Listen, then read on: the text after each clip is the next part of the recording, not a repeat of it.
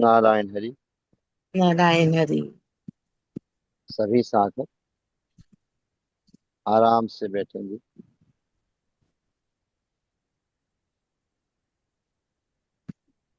शांत चित्त होके बहुत आराम से। किसी को सहारा लेना, टेक लगानी, लगा सकता है।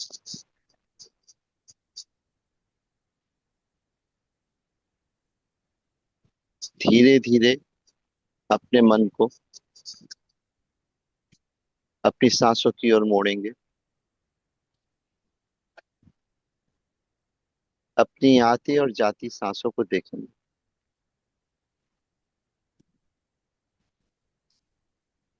कोई भी स्थान, एक चाहे नाक का अग्रभाग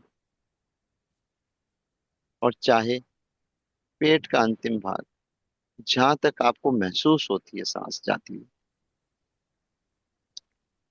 उस सांस के साथ वहां तक का सफर करेंगे। सांस आ रही है और जा रही। इससे सहज कोई प्रक्रिया नहीं है। बस इससे सहज एक ही चीज है कि वायु बह रही है, जल बह रहा है, रोशनी आ रही।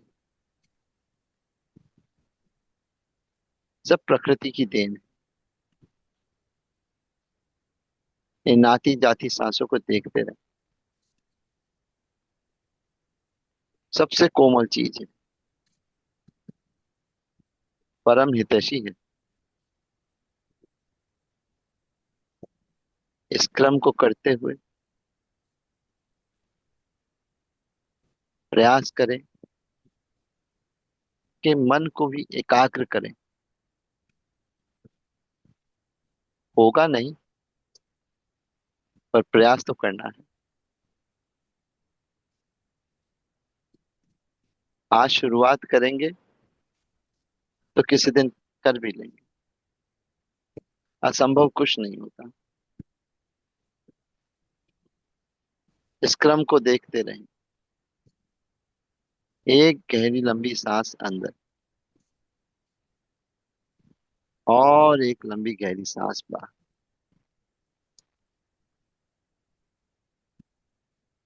फिर से पुनः इसी प्रक्रिया को देखिए कहाँ तक आपके उदर में जा रही है। स्वतः ही चली जाएगी। प्रयास नहीं करना। बहुत सुंदरता से, बहुत सहजता से प्रकृति ने हमको सब मार्ग दिखाए हैं। जितनी सरल और सहज ये सांसें हैं, बस वैसा ही बनना है। यही साधना है, यही ध्यान है। एक लंबी गहरी सांस अंदर और एक लंबी गहरी सांस बाहर। इस प्रक्रिया के साथ साथ कुछ समय के लिए एक दूसरे के स्वर में स्वर मिलाते हुए ओम अक्षर का उच्चारण करें। उस उच्चारण के साथ उसका कंपन, उसकी लय, उसके बहने की प्रक्रिया, ओम की ऊर्जा को अपने एक रोम रोम में महसूस करें। ये होती तो है, हम महसूस नहीं कर पाते। फिर एक लंबी गहरी सांस भीतर और एक लंबी गहरी सांस बाहर।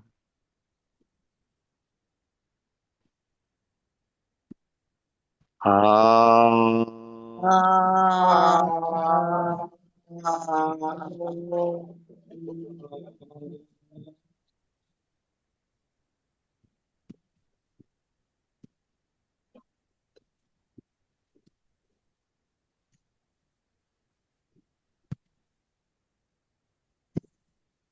हाँ। ओम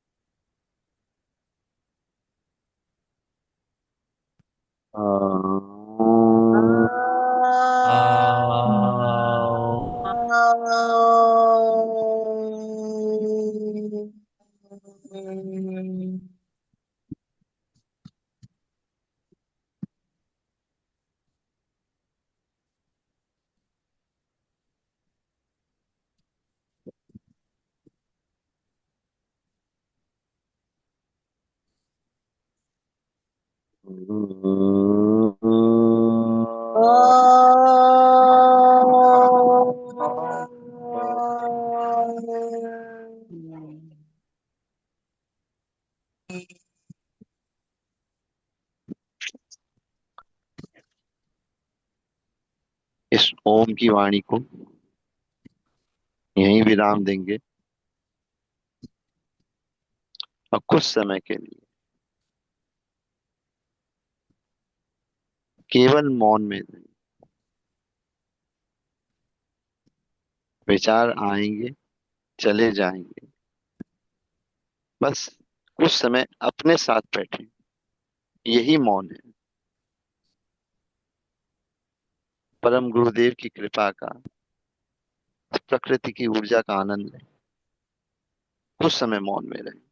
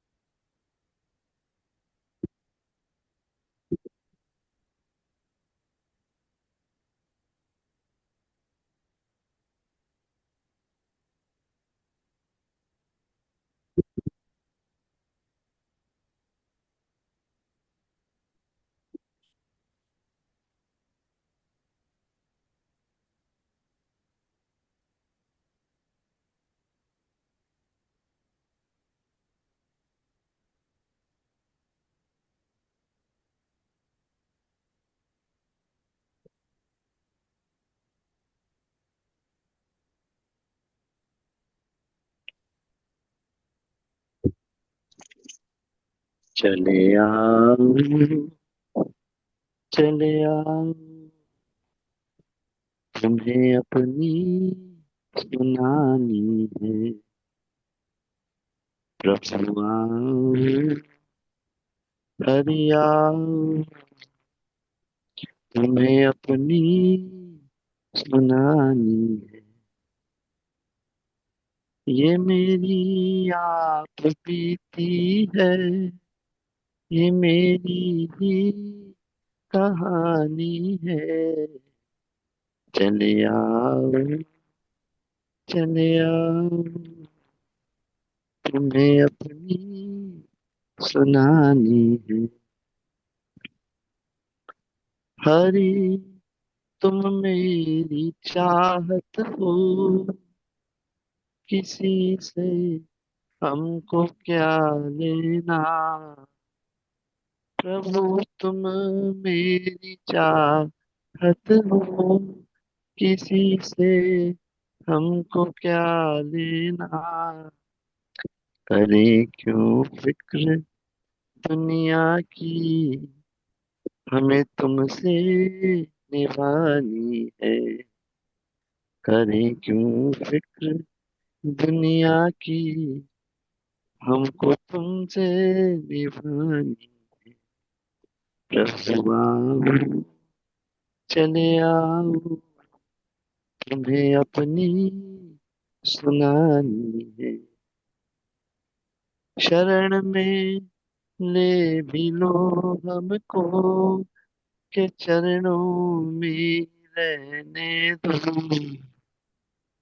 शरण में ले भी लो हमको, के चरणों में ही रहने दो।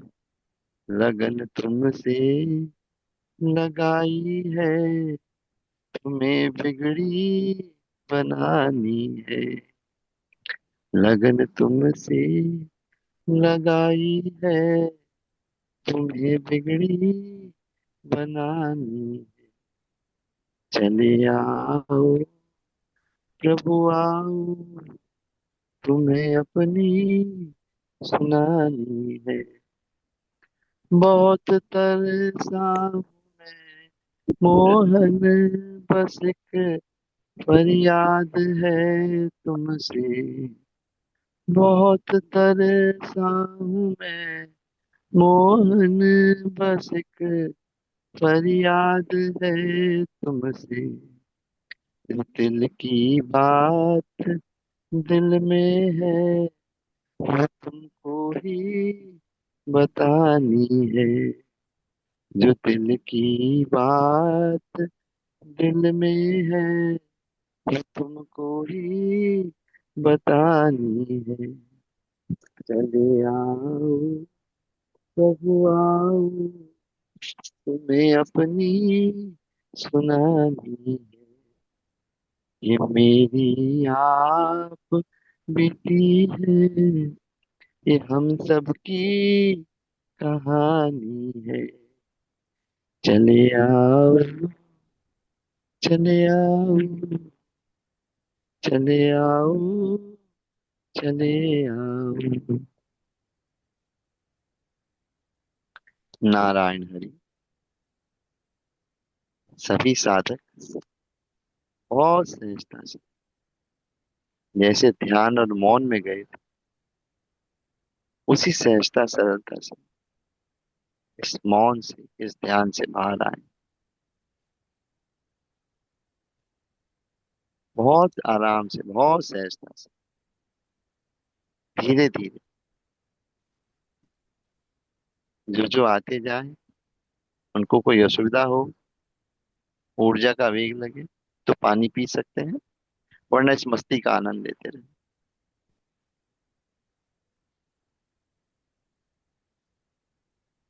आए, धीरे धीरे सब बाहर आए।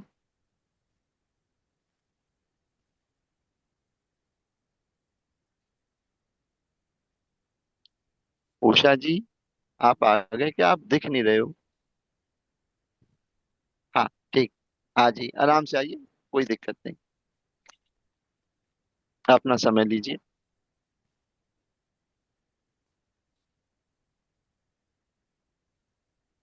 डॉक्टर साहब आ गए? आज आपका फेस बहुत नीचे है, दिख नहीं रहा। हाँ, अब बढ़िया दिख गया एकदम। अब थोड़ी सी रौनक आ गई हमारी स्क्रीन पे। सभी का बहुत आभार। बहुत मन से आपने साधना कराने का मौका दिया। अब जिसके मन के जो विचार हो, जो अनुभव हो, साझा करें। सबसे पहले मैं एक अनुभव साझा करना चाहूंगा। अब देखने मात्र से भी ध्यान होता है। उसके लिए प्रयास नहीं करना पड़ता।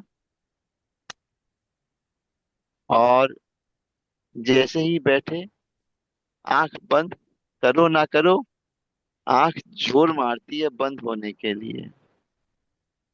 लेकिन फिर वो गुरु आज्ञा ध्यान आ जाती है कि आंखें बंद नहीं करनी है, तो फिर खुल जाती है। लेकिन अब देखने मात्र से ध्यान होता है। पहले सुना था, अनुभव नहीं था, अब होने लग गया इस चीज का। और होएगा धीरे धीरे। लेकिन बहुत अच्छा लगता है। अब ऊर्जा तंग नहीं करती, ऊर्जा सहयोगी हो गई अब। ऐसा मेरा अनुभव है।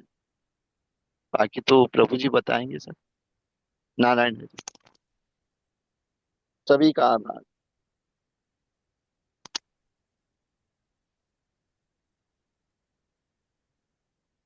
धन्यवाद प्रेम, हम सबको बहुत अच्छे से ध्यान कराने के लिए।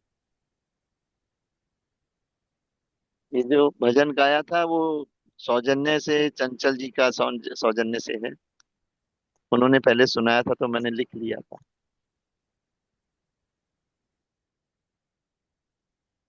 ऊर्जा परेशान नहीं करती, ऊर्जा ही परेशान करती है। मैं भी आप लोगों को शेयर कर रहा था कि जींद में, हरियाणा के एक स्थान है जींद, जहां से वो अभी एक हाइड्रोजन ट्रेन का ट्रायल हुआ है बिटवीन जींद एंड सोनीपत। मेरे कुछ फॉलोअर्स हैं वहां पर। वहां एक मंदिर बन रहा है मेरे दिशा निर्देश में। तो मैं कल वहां था उनको लैंड इत्यादि देखने के लिए। तो जो एक मेरे प्रेमी सज्जन है, उनके एक बचपन के मित्र हैं। उनकी चर्चा उन्होंने मेरे से पहले भी की थी, और मित्र से मेरी एक दो बार फोन पे बात भी हुई थी। उनकी धर्म पत्नी की ऊर्जाएं बहुत ज्यादा इनबैलेंस्ड है।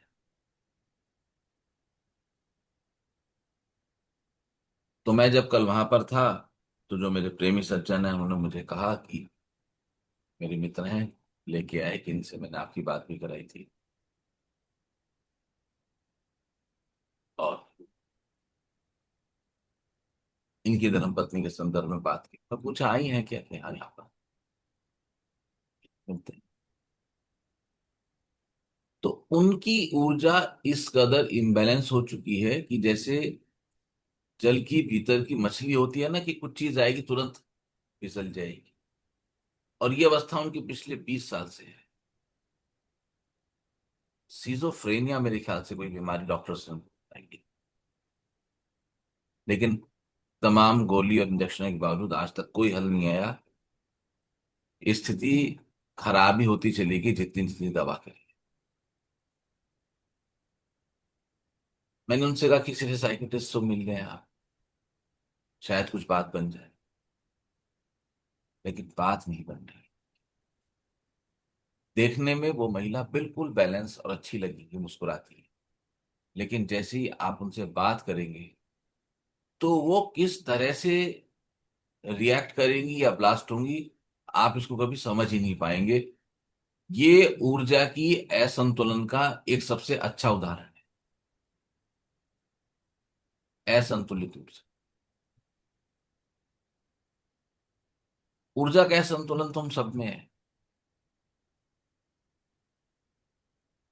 किसी में कम, किसी में ज्यादा।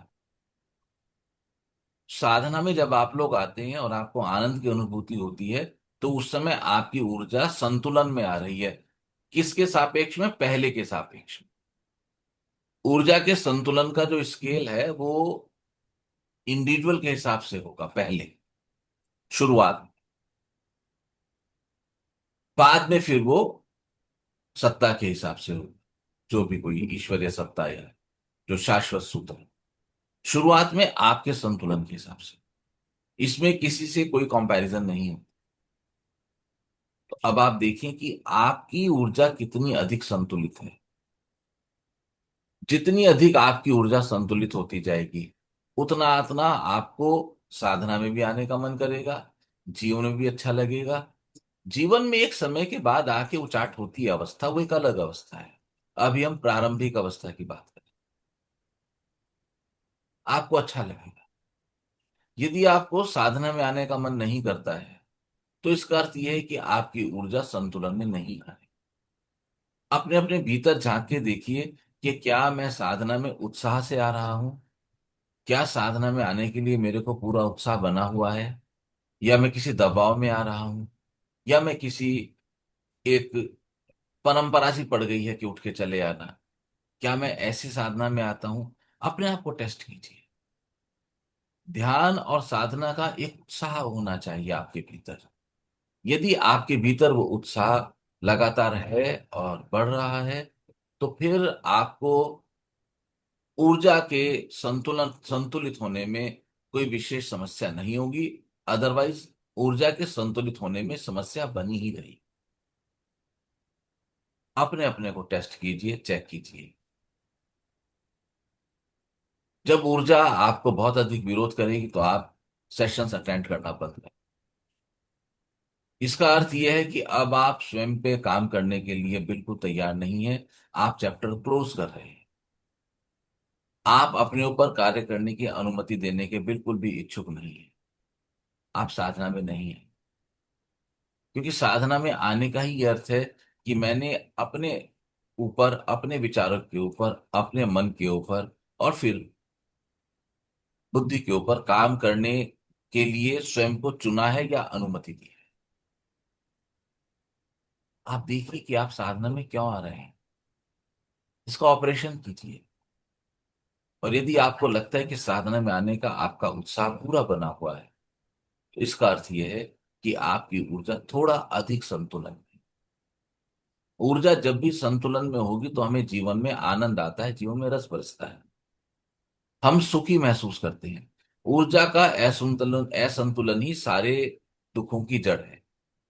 अगर हमारे जीवन में दुख है, तो इसका अर्थ यह है कि हमारी ऊर्जा में पूरी तरह से असंतुलन है।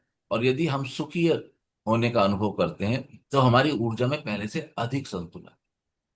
ऋचा ने कहा, आज ध्यान में परम सुख का अनुभव हुआ। मैंने कहा ऋचा को, ऋचा परम सुख को थोड़ा समझाकर बोलिए ना, धन्यवाद।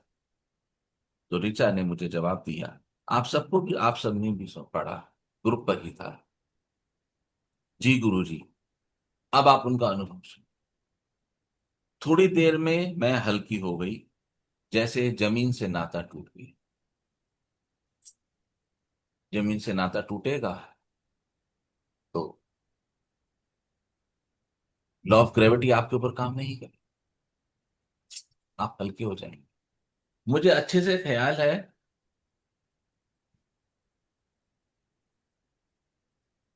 मैंने पढ़ा था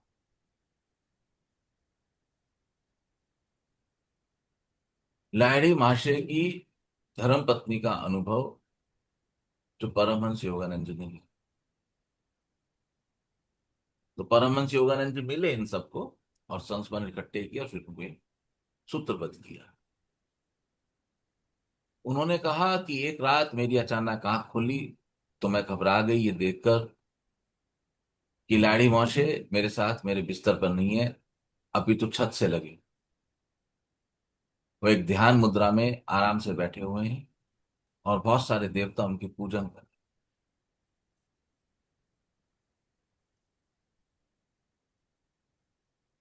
और जब मैंने कौतूहल से पूछा ये सब क्या है, तो उन्होंने मुझे कहा कि प्रकृति ऐसी ही है। करेक्ट शब्द क्या है उनके उत्तर के वो मुझे भी ख्याल है, कुछ ऐसे ही था। लेकिन फिर जो मुझे अच्छे से ख्याल है, लाडी माशे ने अपनी धर्मपत्नी से कहा, लाडी माशे ने उन देवताओं से कहा कि इनका भी पूजन, और अपनी धर्मपत्नी से कहा, आज तुम्हारे कर्मों के भोग पूर्ण हो गए हैं, मैं चुपचाप तुम्हारे कर्मों को काटने में सहयोग कर रहा।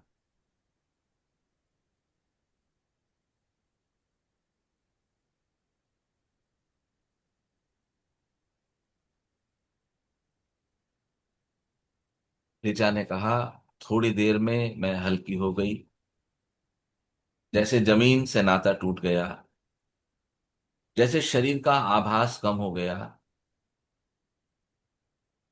चारों तरफ सफेद रोशनी थी। लाड़ी मासी की धर्मपत्नी ने कहा था कि पूरा कमरा एक अजीब सी रोशनी से भरा हुआ है। उन्होंने ये भी कहा था कि उस दिन के बाद से फिर कभी लाइट उनका, लाड़ी मासी का जो बेडरूम था, सोने का स्थान, जो मुझे ख्याल आ रहा है ऑटोबायोग्राफी के अकॉर्डिंगली, वो शायद ऊपर था। क्योंकि ऑटोग्राफ बायोग्राफी को पढ़ना छोड़े हुए आज करीब 13 साल हो गए हैं, तो कुछ कुछ शब्द जो है मुझसे भूलते हैं। उन्होंने कहा, उन्होंने योगानंद जी को बताया, उस रात के बाद फिर लाइनी महाशय कभी ऊपर सोने नहीं है। कभी ऊपर सोने तो क्या, फिर वो कभी कहीं हिले ही नहीं। बस वो नीचे की बैठक में सदैव बैठे रहते थे, 24 घंटे, जहां आने जाने वाले भक्तों का तांता लगभग पूरे ही दिन लगा रहता।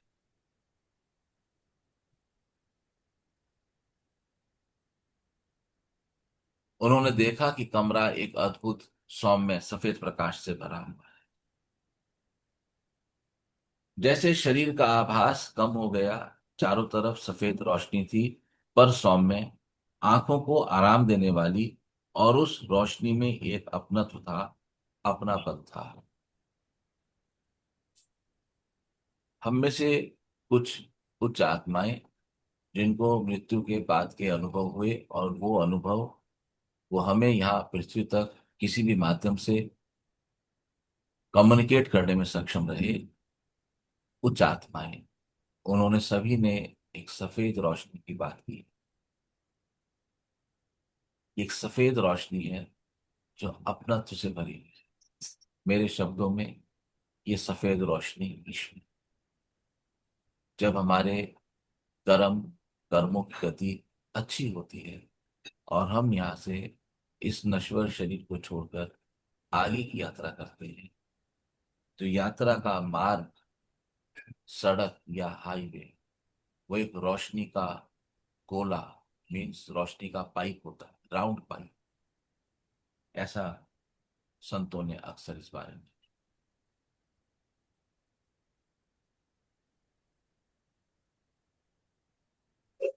कुछ कहने समझाने किसी की कोशिश की जरूरत नहीं, और एक अमर उत्साह का एहसास था। एक अमर उत्साह का एहसास था। आगे चल के प्रेम इस पे प्रश्न उठा रहे हैं, बहुत सुंदर प्रेम ने पकड़ा।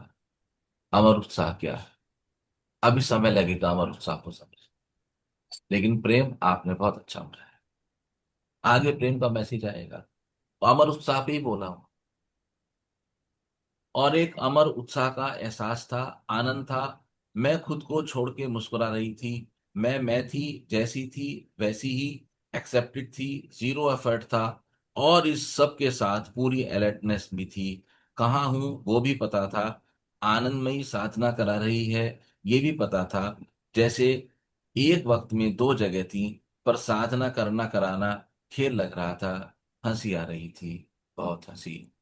ये कह के ऋचा ने मैसेज को रोक दिया। अब ऋचा ने अचानक ही दूसरा मैसेज। अब देखिए इनकी फ्रीक्वेंसी। अभी तक क्या था, एक गहन अध्यात्म तल था।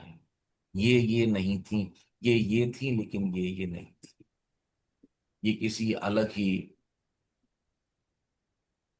फ्रिक्वेंसी में या वाइब्रेशनल मोड में थी, लेकिन वो अचानक अब वापसी हुई। अब बातों का तरीका देखिए। गुरुजी आंखों का चश्मा बदल रहा है। पहले कहते हैं थोड़ी देर में मैं हल्की हो गई, अब कहती हैं गुरुजी आंखों का चश्मा बदल रहा है। वही लोग वही बदली दुनिया, कुछ बदली सी हूं पहले से आराम में। पहले इनकी झंझनाहट देखी कैसी थी, वाइब्रेट करती थी। अब ये अपनी बात कर, थोड़े थोड़े आनंद में कम फर्क पड़ता है अब।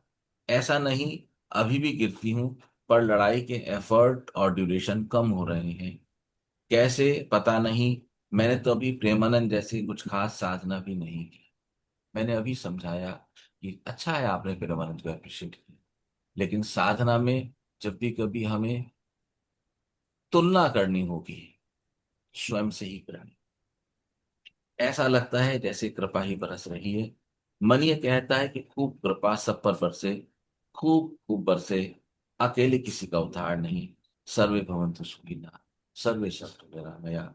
जब भी आप भर जाओगे, तब आप सिर्फ एक ही काम करोगे कि किसी तरह से औरों का भी कल्याण हो। किसी तरह से इस तरह की कुछ बात बने कि ये मलाई मैं अकेली तो खा नहीं सकती, सभी को ये आनंद। ये एक उच्च आध्यात्मिक रास्ता। प्रेम ने प्रश्न उठाया, नारायण हरि। तीन चार बढ़ा, तीन चार बार पढ़ा, मन के भावों का सुंदर वर्णन। बस ऐसे ही सरल होते जाना है, धीरे धीरे हम भी निर्मल जल की धारा बन जाएंगे। थोड़ा सा अमर उत्साह समझ नहीं आया कैसा होता है। ऋचा का उत्तर, मुझे भी नहीं। कोई झूठ, कोई संकोच, कोई बनाव, मुझे भी नहीं। शायद कुछ ऐसा कि उस जगह वह उत्साह हमेशा से था और रहेगा। बिल्कुल ठीक। वो स्थान ऐसा है, वो डायमेंशन ऐसे है कि उस जगह पर एक अमर उत्साह या अमर आनंद, या तो जो आनंद की फीलिंग है, जो आपके भीतर एक सुंदर वाइब्रेशन भर देती है, जिसका वहां कभी लोप या कमी नहीं होती, वो हमेशा से था। दोनों उत्तर बिल्कुल सही, मुझे भी नहीं। बिल्कुल सही। मैं इस बारे में नहीं कह सकता, क्योंकि जो अनुभव लिया है, उस अनुभव को शब्दों में कम्युनिकेट करके जीभ से निकालना असंभव मेरे लिए आज। मुझे नहीं, लेकिन मैं कह सकती हूँ क्या, मेरा जो अनुभव था मैं उस अनुभव को दोबारा कुछ और गहराई से कह सकता। शायद वो स्थान का प्रभाव था। हाँ, वो स्थान का, आप नहीं थे इस स्थान पर। और धीरे धीरे ये अनुभव गहराते जाए, ये बढ़ते जाए। कोई फर्क ही नहीं पड़ता है कि तुमने 10 मिनट साधना की या 2 घंटे साधना। तुम यहां पर आके बैठे, तुम कितनी गहराई से बैठे, तुम कितनी मजबूरी से बैठे, तुम कितने यहाँ पर बंधनों के साथ बैठे, तुम यहाँ कितने उत्साह के साथ बैठे, तुम यहाँ कितने संसार के दबाव में आकर बैठे। सब आपकी मानसिक अवस्था का फर्क है। साधना तो सब एक से ही करनी, डिपेंड करता है कि आपका भाव स्थिति क्या है, आप में समर्पण की स्थिति क्या है, आप कितना स्वयं के प्रति समर्पित हैं, आप कितना ध्यान के प्रति समर्पित हैं, आप कितना सुनने के प्रति समर्पित। बस वही चोट आपके ऊपर पड़ रही है, जिसको आप सभी अपने ऊपर अलग अलग प्रकार से पढ़ने देने की अनुमति देते हैं, और उसी के अकॉर्डिंगली आप सबके जीवन में, जीवन और अध्यात्म के अलग अलग रिजल्ट्स।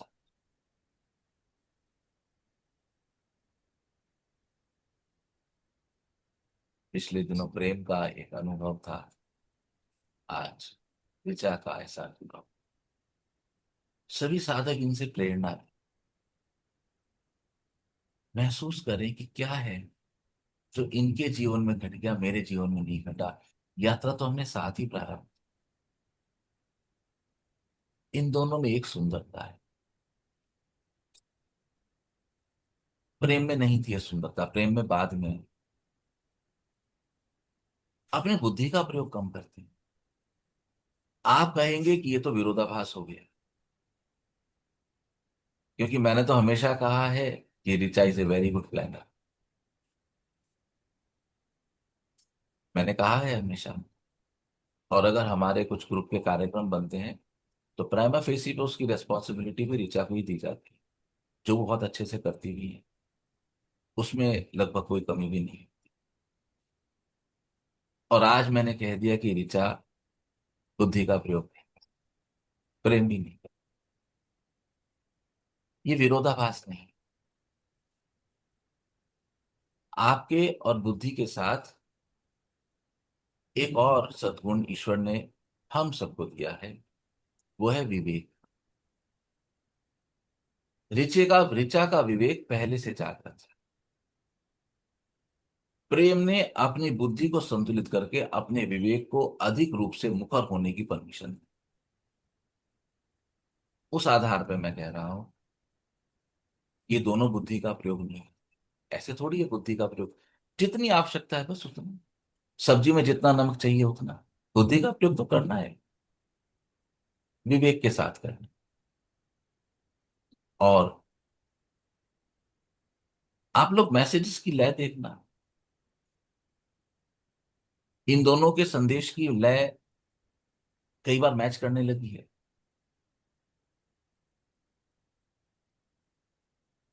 प्रेम ने पकड़ा ना ऋचा,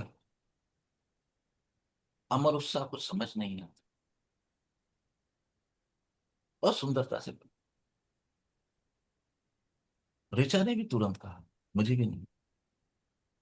ये सहजता जब आ जाए तो समझना कि मार्ग और तेजी से, फाटक और तेजी से, द्वार और तेजी से खुलने लगे। ये सहजता आनी बहुत जरूरी है। आपके भीतर प्रेम है, आनंदमयी में प्रेम है, ज्योति में प्रेम है, आप में समर्पण है, मीरा में समर्पण है, आप सब में समर्पण। लेकिन इन सबका एक निचोड़ होके आपके भीतर एक सहजता आनी चाहिए, जहां पर बुद्धि कम चले, गणित कम होना चाहिए। जैसे जैसे आप पाएंगे गणित कम हो रहा है, तो आप पाएंगे कि जीवन में कहीं ना कुछ बदल रहा है, और वो बदलाव बड़ा आनंददायक है। और आप जितने सहज हो जाएंगे, उतने ही प्रकृति के पर्दे हमारे सामने से खुलने शुरू हो जाएंगे। प्रकृति को आप पे विश्वास हो गया, आपकी चार औलाद हैं, चार संतान है आप। एक का गणित बड़ा तेज है, एक सहज है। आप उसको बताएंगे घर में कितना धन है, कितनी अवस्था है, कितने मेटल है, सब बताएंगे। वो सहज है, वो समा सकता है। ऐसे ही प्रकृति जब इस बात को जान लेगी कि आप सहज हो, आप समा सकते हो, तो धीरे धीरे वो अपने पर्दे खोलना शुरू करेगी, और आपको अनुभव आने शुरू होंगे उस जगह के जिसको हम उच्च लोक कहते हैं। ये बड़ा आसान है, ये बहुत इजी है। इसमें करने जैसा कुछ है ही नहीं। इसमें करने संबंधी कुछ है ही नहीं। इसमें भविष्य जाने संबंधी कुछ है ही नहीं। और प्रेम जब साधना कराएं, और सब शब्दों का चयन बड़े सुंदरता से, हवा का भी बहना है, पानी का भी बहना है, प्रकाश का भी, और फिर अचानक एक चोट करते हैं, हमारे साथ भी होगा, आगे चल के होगा। तो प्रेम आप साधना कराते हुए भविष्य में डोल गए नहीं, रिकॉर्डिंग सुन, भविष्य में नहीं डोलना है।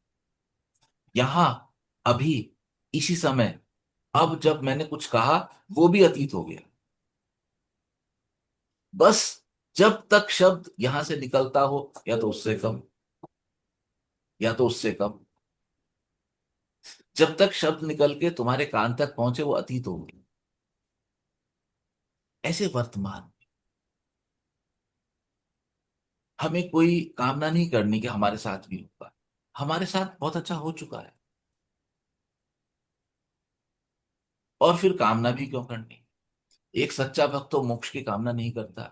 ईश्वर आप दर्शन दे कामना नहीं करता। समर्पण तो यही है ना कि प्रभु जो आप करें वो उचित है, मेरी कोई इच्छा ही नहीं है। हम क्यों कामना करें कि हमारे जीवन में कुछ अच्छा हो ही रहा है। जिसके जीवन में अच्छा नहीं है वो अच्छा होने की कामना करे। हम प्रार्थना कर सकते हैं, जो कि ऋचा ने अपने सेकंड मैसेज में, संसार में आ गई, दिव्यता में रही, संसार में आई, संसार में आई तब भी संतुलन नहीं चूका। प्रार्थना के साथ सर्वे भवन्तु सुखिनः, सभी लोग सुखी हो जाए प्रभु, कुछ ऐसी लीला हो जाए आपकी। सबके कल्याण की कामना, सबके कल्याण की कामना वो अपने वर्तमान में कर रहे। मेरी बहुत इच्छा है कि इस दिव्यता के अनुभव आप सबके जीवन से होके गुजरे। जब इस दिव्यता के अनुभव मैं सुनता हूं, मैं अपने आनंद की सीमा आप लोगों को प्रकट नहीं कर सकता। आनंदमयी और मीरा के साथ गुरु पूर्णिमा के दिन इस बारे में चर्चा हुई, थोड़ी नहीं कर सकता, संभव नहीं है का। मुझे, मेरे लिए ऐसे लगता है कि मैं ऐसे ही झूठ मूठ में चल पड़ा। एक झूठ मूठ की सी यात्रा रही, पता नहीं क्या सही था क्या गलत था।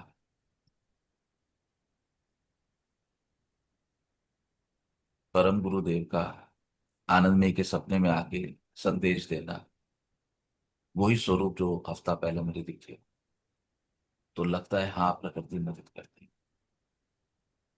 और आज सबको सुनते हुए मुझे बड़ा आनंद आता है। लगता है कि प्रकृति बिल्कुल साक्षात है। थोड़ी सी परीक्षाएं दिखाई नहीं देती, विश्वास करना पड़ता है, इसलिए चलना थोड़ा मुश्किल लगता है, लेकिन चलना बहुत आसान है। मैं आप सबसे प्रार्थना करता हूँ, कृपया अपने और अपने प्रेमियों को इस मार्ग पर आगे बढ़ाने का पुनीत कार्य अविलंब प्रारंभ। मैंने मीरा से कहा था गुरु पूर्णिमा के दिन, ये रास्ता हाथ लग गया है, ये पता लग गया है। कहा था ना मीरा, यात्रा रही 8-10 साल, कोई बात, ये पता लग गया है। कृपया उत्साह से चलें इस पर, और कृपया जितने आपके प्रेमी और चाहने वाले हैं उनको चलाएं इस पर। इससे पुनीत कार्य कुछ नहीं है। मैं एक चीज आपको कहना चाहता हूं, मैं यहां इस स्तर पर कभी नहीं होता यदि आप लोग ना हो। आपकी साधना से मुझे इतना बल मिला, इतना सीखने को मिला, नहीं तो आसान नहीं है। मैं हमेशा एक बोलते गुरु का हामी रहा हूं, जबकि मेरी यात्रा उलट है। मेरे पास तो कोई बोलते गुरु नहीं रहे, मेरे पास तो नहीं रहे।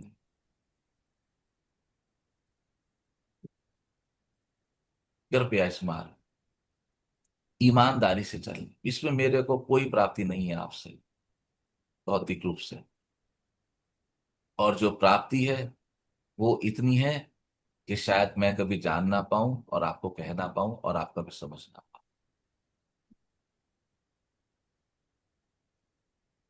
ऋचा कहे मुझे, मुझे अमर उत्साह सा महसूस होता है। मैं हवा में उठ गई, ग्रेविटी काम नहीं करती है, ऐसा ही होता है। और आप लोग इस बात का भी विश्वास करेंगे कि यहां तक पहुंचने के लिए मुझे ऋचा की कोई कुंडलिनी जागरण, कोई मंत्र की, किसी चीज की आवश्यकता नहीं पड़ी। इन वर्षों में आमने सामने की साधना ऋचा ने मेरे साथ मुश्किल से 10 या 11 या 12 बार ही करी होगी, या उससे कम बार की होगी।